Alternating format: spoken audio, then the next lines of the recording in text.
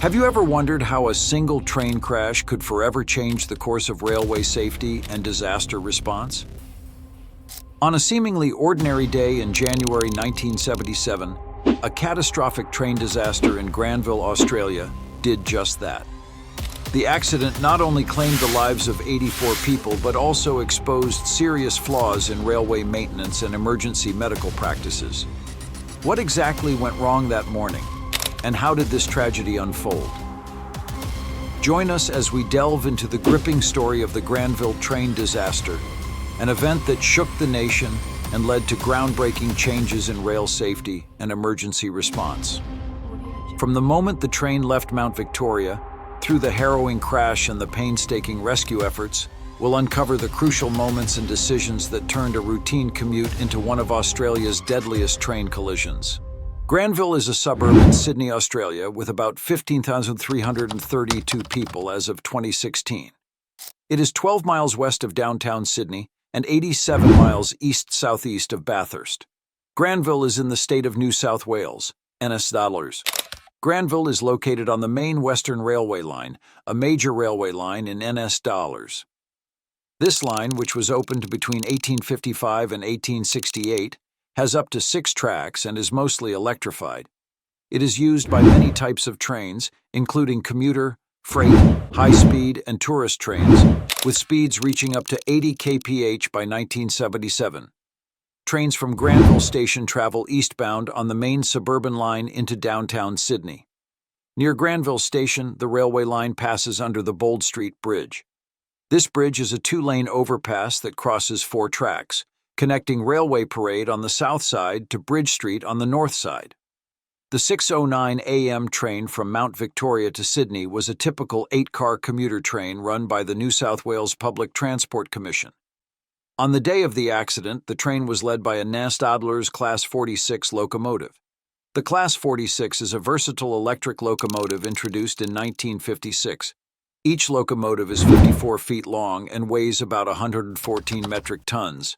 They can reach speeds up to 70 meters per hour, which was sufficient for the needs of NS Adler's railways at that time. On the day of the accident, the train had 8 passenger cars with a total of 278 passengers on board. In the mid-1970s, the railway system in New South Wales was in poor condition. The administration struggled with constant delays and dirty trains, causing dissatisfaction among commuters. Passengers on the train from Mount Victoria to Sydney often complained about the filthy conditions, carrying tissues to wipe down surfaces before sitting or touching anything. Despite these issues, the Mount Victoria service had some priority in scheduling because it connected several remote towns that the local government wanted to keep satisfied. Dispatchers were instructed to keep this train on time, allowing only a 3-minute delay to prevent a 30-minute delay if a slower train got in the way. As part of this effort, the speed limit for the long right-hand curve into Granville Station was set 10 kph higher than similar curves in the state. On January 18, 1977, the train left Mount Victoria at 6:09 a.m., aiming to reach Sydney, 126-kilometer way, by 8:23 a.m. By 8:07 a.m., it was approaching a curve near Granville, where it needed to slow down to 20 kph due to construction east of the station.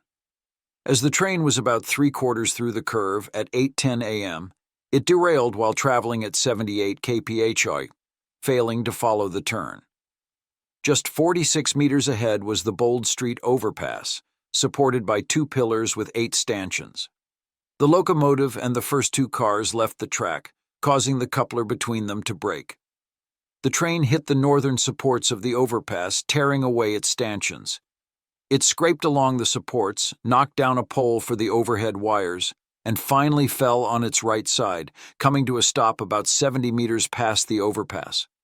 Meanwhile, the free-hanging support pole hit the side of the leading passenger car, tearing it open like a can opener and ripping off the entire wall. The second car, now disconnected from cars 1 and 3, passed the overpass and hit the northern retaining wall a bit further down. Cars 3 to 8 stayed mostly upright and on the track.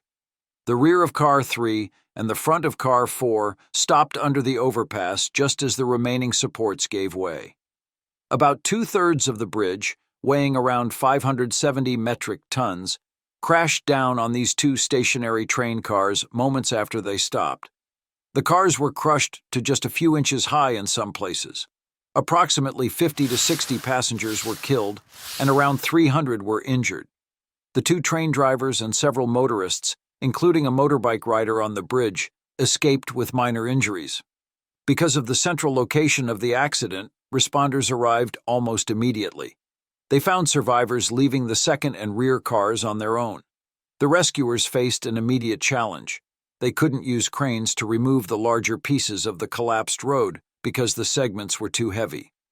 Additionally, LPG from gas canisters used to heat the train cars was leaking from the destroyed tanks and lines. This created a fire risk if any cutting tools were used and also deprived some trapped passengers of oxygen. The fire department continuously sprayed a film of water onto the wreckage to prevent fires, trying to balance this with the risk of drowning trapped passengers.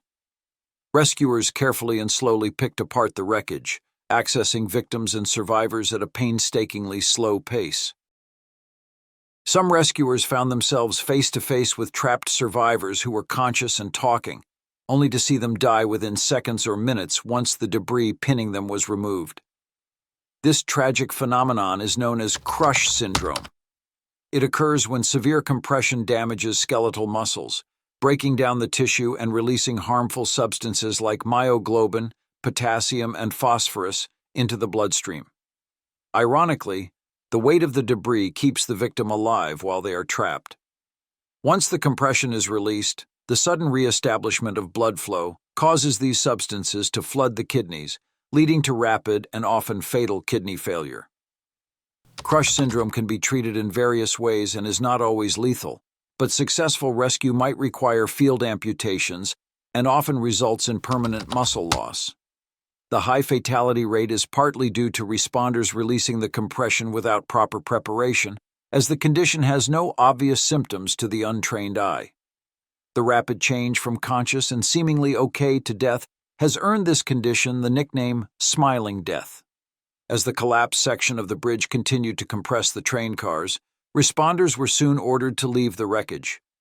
Just moments later, the main span settled another 2 inches, trapping 2 responders and crushing a generator like butter.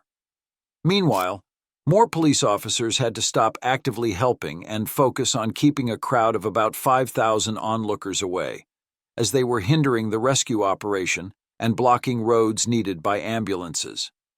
Eventually, around 250 officers were dedicated solely to crowd control. Despite their efforts, various rescue tools and at least one victim's personal belongings were stolen in the hours following the accident. Responders continued to carefully navigate the unstable wreckage, racing against time. They pulled the last survivor from the wreckage 10 hours after the derailment. It wasn't until 3:20 p.m. the next day that the wreckage was declared empty. By then, the accident had claimed 83 lives, and 213 people were officially listed as injured, with 31 requiring hospitalization. Investigators initially suspected that the locomotive crew was speeding to make up time due to the upcoming construction site. However, both men insisted they were below the speed limit at the time of the derailment, and the damage to the locomotive didn't match an impact at high speed. The investigators discovered the real cause when they examined the tracks. The rails had been replaced at some point before the accident but were not properly attached to the sleepers. Over time, the outside rail was pushed outward by the forces of passing trains, especially as they went around the curve.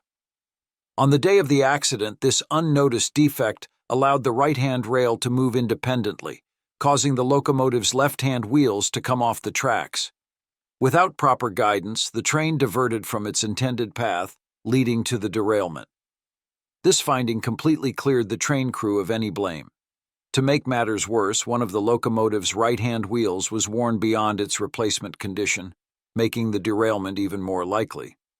Railway staff had noticed the excessive wear, but budget constraints delayed maintenance, and the wheel remained in service for over 368 miles past its replacement point.